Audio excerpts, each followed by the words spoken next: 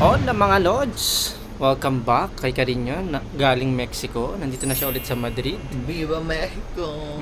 Kamusta naman experience sa Mexico? Pagod, adyo fun.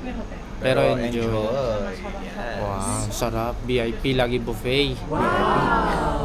So ngayon mga Lods, in our life dito sa Spain. Papunta kami ngayon ay Tuesday, papunta kami ngayon sa office namin ng insurance. Okay? Para mag-report lang. Then after that, punta kami sa isang restaurant na pinipila ng mga Espanyol na lagi namin nadadaanan. Nakikita ang haba talagang pila. So na-curious kami kung ano yung mga sineserve nila. Then nakita ko yung brand na pangalan Swiss Butter. So sinearch ko yung kung ano yung nila, mga pagkain nila. At isa doon sa mga pinakagusto ko yung steak. Tapos yung salmon, ay yung pinaka nila, best seller nila. So yun yung titikman natin mamayang lunch after ng trabaho namin sa office. Then papakita ko sa inyo yung mga views kapag bumabiyahe kami ng nakabus. Magpa-transfer kami, 2 bus yung sasakyan namin papunta dun sa office namin ng insurance. Papakita ko sa inyo. Okay.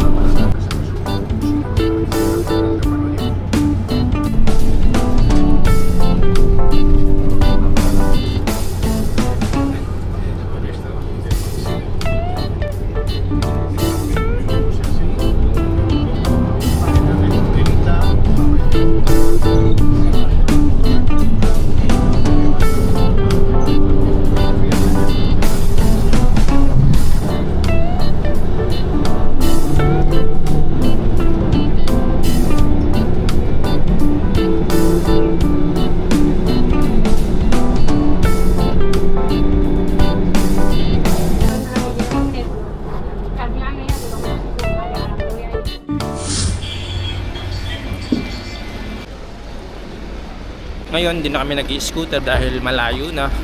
Meron naman kaming unlimited na pang-tap doon sa mga train, sa mga bus, kaya sulit na siya.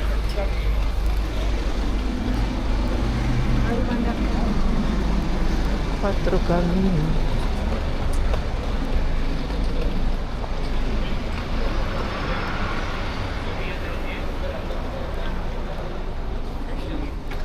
Ito na yung area ng napakaraming Pilipino, parang Comunidad de los Filipinos tong mga to. Komunidad ng mga Pilipino. Baryo ng mga Pilipino pala. Ayun.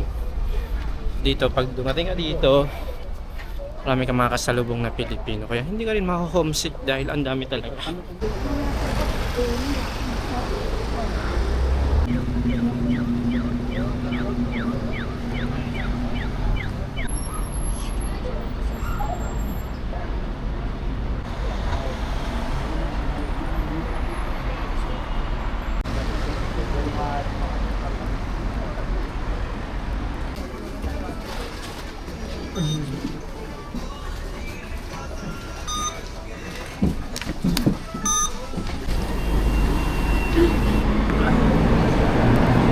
Grabe, ang daming tao sa bus.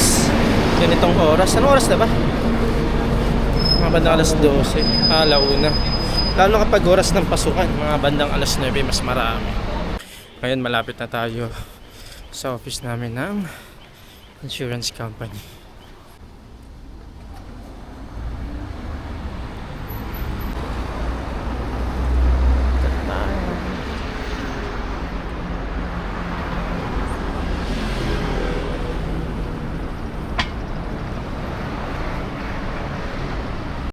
So dito mga lods namin ginagawa or pinapasa yung mga solicitude o yung mga form ng mga clients namin na bumibili ng insurance.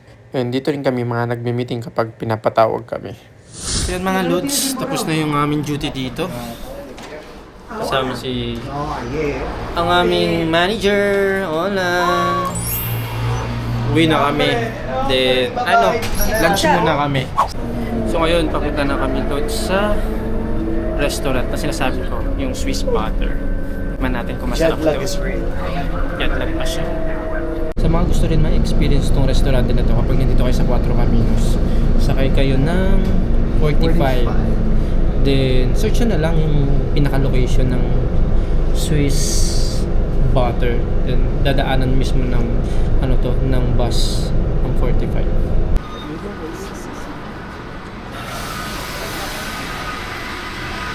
Museo de...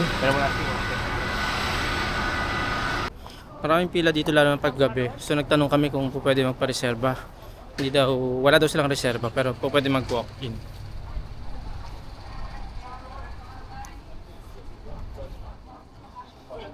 Buti na lang walang pila ngayon. Mas tranquilo. Kasi kapag gabi, kung dumadaan dito, ang daming tao. Pollo o salmon?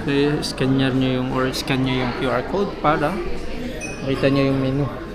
Ito na yung subukan natin yung entrecote tapos yung salmon. Ayun yung Tag-isa? Oo, tag-isa. So susubukan namin yung salmon tapos yung beef, yung entrecote, yung steak. Salmon para mí. Está bien, está bien.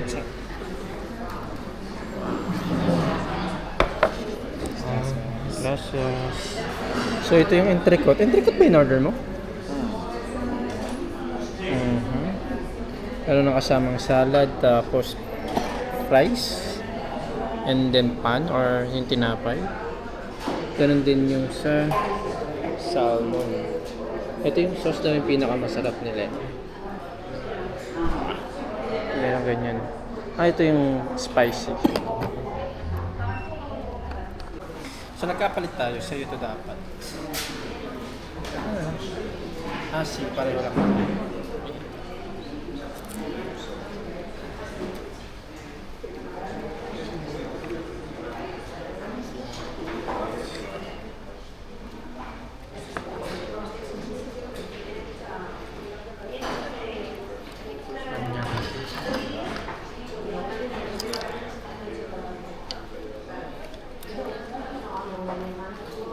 Crispy ko naman.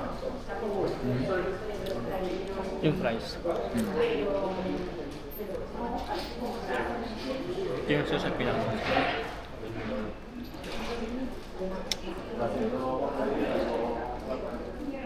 Kakaiba yung lasa ng sauce nila. So may pikante.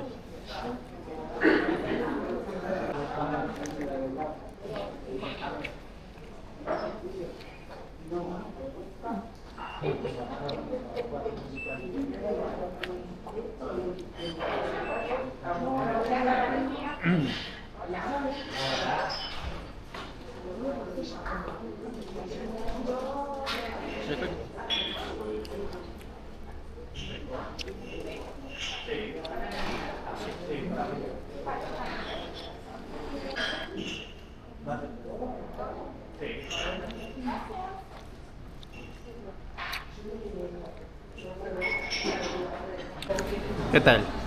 Gusto mo yung lasa? Sarap. Para sa akin yung sabi ko lang yung kakaiba, yung sauce. Yun lang, pero yung lasa ng beef, yung lasa ng, same lang naman din ng salmon. Same lang, tapos yung patatas nila, crunchy. Yun ang nagdala ng sauce.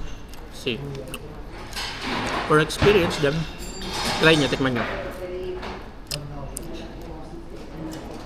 Kain muna kami. So ito yung bill natin mga lods. 46 con 40. Swiss butter. Meron din silang terasa. Ano masasabi mo? So. Ako personally, tama lang may experience. Wala siya yung factor na babalikan mo. Gusto mong balikan na wow, ang sarap nito. Babalikan ko to. Wala siyang wow Walang factor. ganun. Walang special. Ewan ko bakit marami siyang tao. Pero siguro nagustuhan nila yung lasa. Kakaiba tayo ng lasa. Depende rin naman kasi sa Oo. lasa ng mga tao. Try nyo din para malaman ninyo kung gusto ninyo. So ayun, uwi na kami ng bahay at abangan nyo yung mga iba pa naming mga content regarding sa mga iba pang mga restaurant. Kasi yun naman nahilig din namin dito eh. At yung mga buhay-buhay namin dito sa Spain. Okay? Bueno, maraming salamat sa inyong panonood and hasta luego mga lods. Ciao!